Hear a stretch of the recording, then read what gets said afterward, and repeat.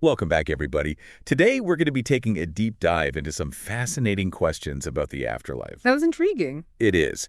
And we're exploring these questions through Allan Kardec's The Spirits book. Ah, Kardec. A true pioneer in spirit communication. Absolutely. You've provided some excerpts, specifically from Part 4, Chapter 2, Future Joys and Sorrows. This is where Kardec really delves into what awaits us beyond this earthly realm. Pretty heavy stuff. I can imagine. What kind of questions is he tackling? Through mediums, he's asking the spirits some big questions. Yeah. Like about happiness, suffering, the eternal fate of our souls, the whole shebang. Wow, so he's going straight to the source. Exactly. And one of the first things that jumped out at me was Kardec's question about our fear of nothingness. Yeah. Why are we, as humans, so terrified of the void? It's a pretty universal fear, isn't it? It really is. What do you think about the spirit's response to this? Well, the spirits, speaking through the mediums, claim there's no such thing as nothingness. Really?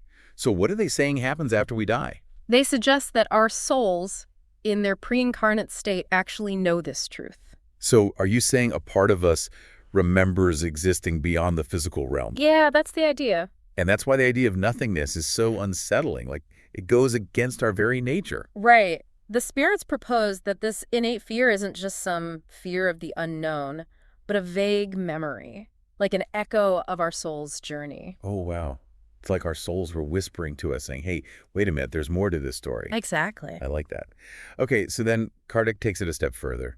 He asks about that gut feeling we have, that sense of justice, of fairness, that good deeds should be rewarded and bad deeds punished.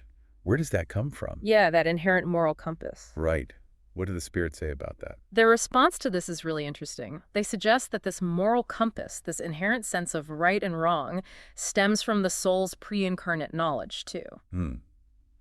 So it's not something we just learn from society or religion. It's deeper than that. Much deeper. It's like we carry it within us, a sort of cosmic blueprint. A blueprint for how things should be. I like that. Makes you think, doesn't it? It really does. If this sense of justice is so deeply ingrained, does it suggest a larger cosmic order, like a system of cause and effect that goes beyond this earthly life? It's a question worth pondering, that's for sure. It is.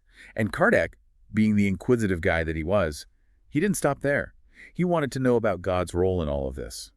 Does God personally dole out rewards and punishments? The big question. Right. What do the spirits have to say about that? Their answer is pretty insightful. They basically said that God has established universal laws, and it's our actions that determine the consequences. So it's like cause and effect, but on a cosmic scale. Exactly. What a fascinating concept. The spirits used an analogy that I think really drives this point home. Okay, I'm all ears. They said it's much like a farmer reaping what they sow. Oh, I love that. Right. If you plant good seeds, you get a good harvest. If you neglect your crops, well, you reap what you sow. Makes perfect sense. So in other words, we're not just at the mercy of some divine judgment. Nope. The spirits suggest that we're actually the architects of our own future happiness or unhappiness. God sets the stage, but we write the scripts through our choices. So less about those fiery pits of hell or pearly gates of heaven. It's not about location, but about a state of being that we create for ourselves. Precisely, and that's where things get really interesting because the spirits paint a vivid picture of what those states of being actually entail. Oh, okay. I'm ready for this. What do they say? What's it like for the good spirits? For the good spirits, it's not about fleeting pleasures or material possessions. So what is it about? It's about a deep, expansive knowledge, a feeling of boundless love and unity, and a freedom from those earthly passions that often lead us to suffering. So less stuff, more connection and understanding. Exactly. Interesting. Okay, but I have to ask, what about those who haven't quite evolved yet? The ones who are still, clinging to those lower desires and negative patterns? What's in store for them? Well, the spirits describe a state of being characterized by regret, envy, and a sense of insatiable longing. Oh, wow. That doesn't sound pleasant. It's not. They actually talk about passions becoming mental tortures. Mental tortures. Yeah, like the miser who sees mountains of gold but can't touch it. Oh, wow. Or the glutton observing a feast he can't partake in. That's heavy stuff. It is, and it makes you think twice about those petty grievances we cling to. Right. Or those little indulgences we get so caught up in. Exactly.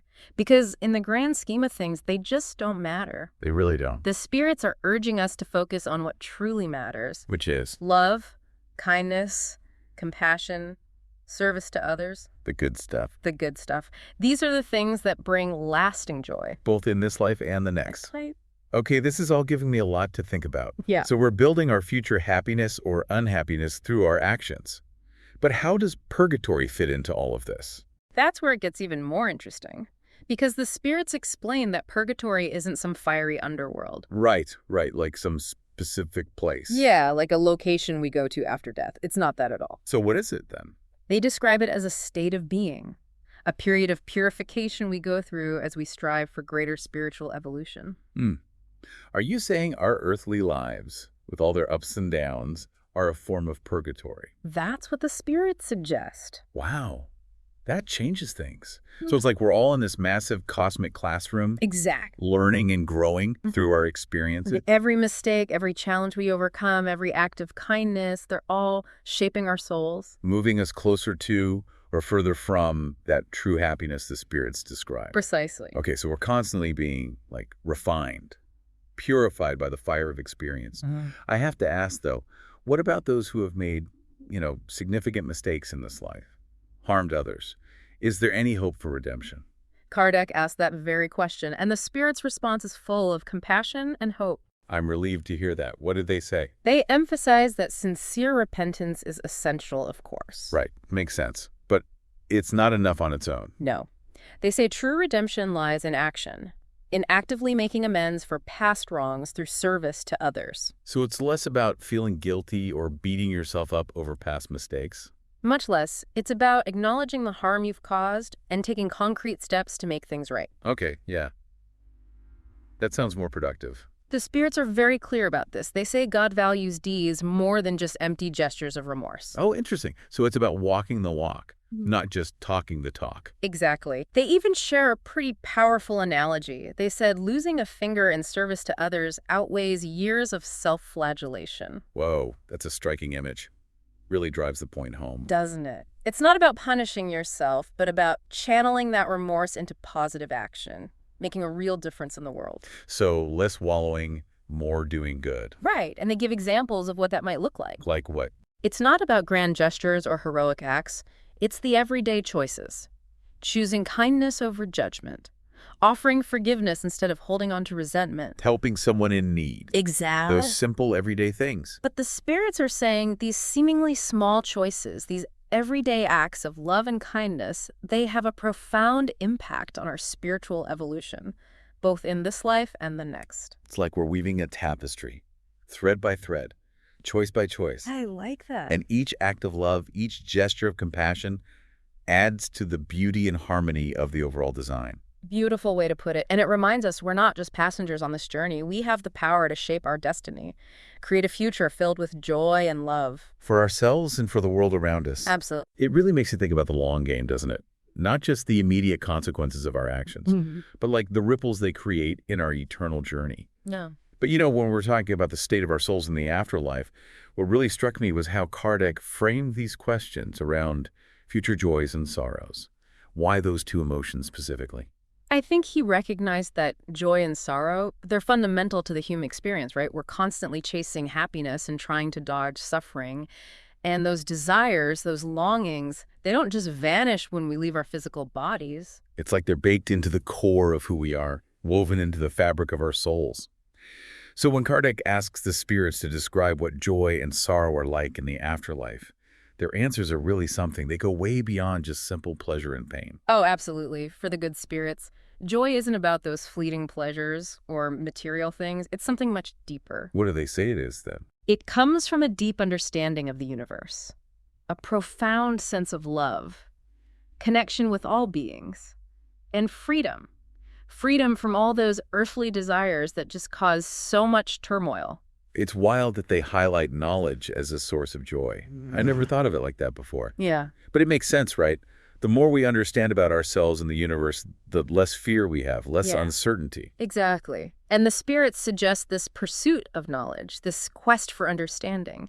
It doesn't end with our physical lives. It's a journey that continues. An eternal one, just this constant unfolding of wisdom and insight. That's amazing. But let's not shy away from the other side of the coin here. The spirits, they don't sugarcoat the experience of sorrow in the afterlife either. No, they don't. Some of their descriptions of suffering are pretty intense. They are. But it's important to remember they're not trying to, scare us. They're just conveying the reality of spiritual suffering in a way that we can actually grasp. We're human with our limited understanding. They're shaking us out of our complacency, helping us to see the consequences of our choices with clear eyes. Right. Okay, so what are they saying about this spiritual sorrow? What causes it? And what's it like to experience? They describe it as this state of intense regret, gnawing envy, a feeling of utter powerlessness, unevolved souls. They're tormented by the realization of the happiness they've missed out on. All because of their choices. Right. They see the beauty and harmony they could have experienced had they chosen a different path. And that knowledge, it just eats away at them. It makes you think twice about all those petty grievances we hold on to, or those little indulgences, that we get so worked up over. In the grand scheme of things, they don't matter. They really don't. It's about focusing on what truly matters. Love, kindness, compassion, service to others. Those are the ingredients for lasting joy. Yes, in this life and the next. So if we're creating our own happiness or unhappiness through our actions, how does this whole idea of purgatory fit in? Well, this is where Kardec's conversation with the spirits takes a fascinating turn. They explain that purgatory, it's not some fiery underworld. Okay. Or a specific place we go to after death. So it's not a physical place. Nope. It's a state of being, a period of purification, as we strive for greater spiritual evolution. Were you saying that our earthly lives, with all their challenges and opportunities, is like a giant purgatory? That's what the spirit suggests. Like we're all enrolled in this giant cosmic classroom. I love that analogy. Right. We're learning, growing.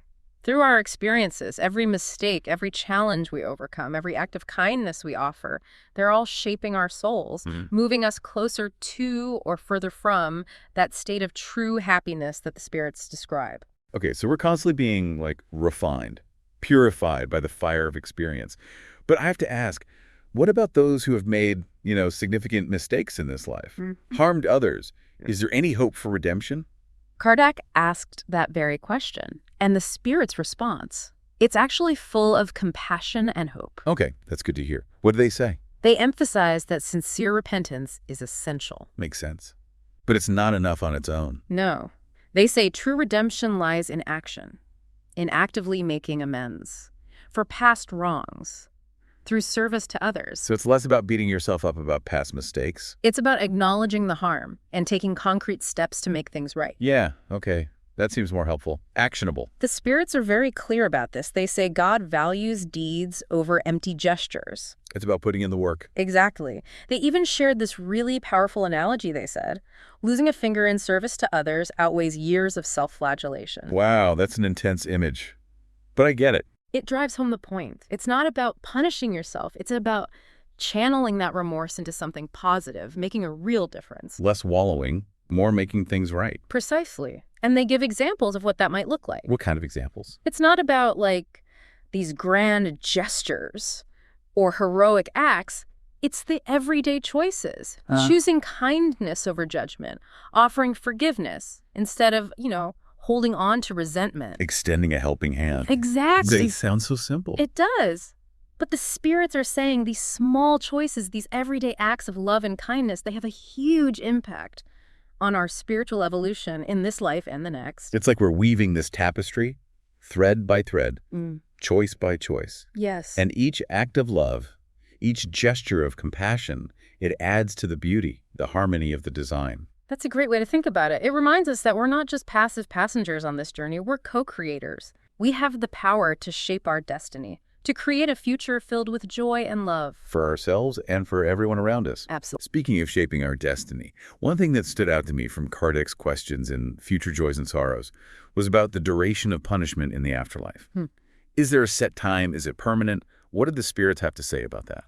Well, their response to that question about how long suffering lasts, That's where things get really interesting. And honestly, more humane than some traditional beliefs, they essentially said the length of any suffering is directly tied to the spirit's own willingness to change, to progress. So it's not like some divine judge sentencing a soul to X amount of years in torment. It's more about the soul, kind of choosing to remain in that state of suffering, clinging to their negative patterns, resisting growth. Exactly. Like refusing to leave a prison cell even though the door is wide open. Wow, powerful imagery. The spirits emphasize that God's love and mercy are infinite, and the opportunity for redemption, always there. It's up to the individual soul to choose to walk through that open door. So we have agency. Even in the afterlife, we're not just pawns. We have the power to choose our own path, even if that means choosing to stay stuck in our own self-created suffering. It's a pretty sobering thought. It is. And it brings us back to one of the big themes in Future Joys and Sorrows. Our happiness, both in this life and the next, is ultimately in our own hands. We create our own heaven or hell through the choices we make, the thoughts we cultivate, the actions we take. It's a lot of responsibility. But it's also empowering. It means we have the power to change our trajectory, even if we've made mistakes in the past. Speaking of those who have caused harm, Kardec was curious about how they could make amends. He even asked about, the resurrection of the flesh, which is a concept that's often taken literally. But the spirits had a different perspective. They did. Okay, I'm curious. What did they say about that? They suggested that the resurrection of the flesh, it's not about our physical bodies literally rising from the grave. Oh, okay. So not a zombie apocalypse situation? No, it's symbolic. A representation of reincarnation. The idea of our physical bodies, which are constantly changing and decomposing, somehow coming back together in their original form. Didn't make sense to them. Yeah, that is a little hard to wrap your head around. But I can see how reincarnation fits into that idea of resurrection. Each time we incarnate into a new body, it's like a rebirth, a new opportunity for growth. Exactly. They saw reincarnation as this continuous process of rebirth and renewal, allowing our spirits to evolve over many lifetimes. It's a much more hopeful perspective than, just one shot at getting it right. We have multiple chances to learn from our mistakes and progress toward a higher state of being. And it emphasizes the idea that our journey doesn't end with physical death. It's an ongoing process, an eternal evolution. So we've covered a lot of ground here. Heaven and hell as states of being. Purgatory as a purification process. Resurrection of the flesh representing reincarnation. It's a lot to take in. It's really given me a whole new perspective on the afterlife. But I have one last question for you. What did the spirits have to say about the purpose of suffering? Why do we experience pain and hardship in this life and the next? That is the big question, isn't it? And their answer gets right to the core of our spiritual journey. They suggest that suffering, it's not meant to be a punishment, but a catalyst for growth. Okay, that's an interesting way to look at it. So it's like these challenges, these hardships, they're actually gifts in disguise. They help us to develop compassion, empathy, refine our souls, become wiser. Exactly. The spirits emphasize that everything in the universe is governed by laws, and the law of progress dictates that we learn and evolve through experience. And sometimes that experience involves pain and suffering. It makes you reframe those difficult moments, those times of hardship, as opportunities for growth, stepping stones on the path to greater understanding. That's the message the spirits convey throughout the Spirits book, and especially in Future Joys and Sorrows. That we're not alone in our struggles. There's a purpose to our pain, and we have the power to transform these challenges into something positive. Well, this has been incredible. You've shared so much, and it's made me think differently about joy and sorrow, the purpose of suffering, the choices we make. It's a lot to ponder. I'm so grateful for your insights. It's been my pleasure. And remember, this journey of self-discovery, of spiritual growth, it doesn't end here. Keep exploring. Keep asking questions. I will. And to all our listeners, until next time, keep seeking, keep questioning, keep diving deeper into the mysteries of life and beyond.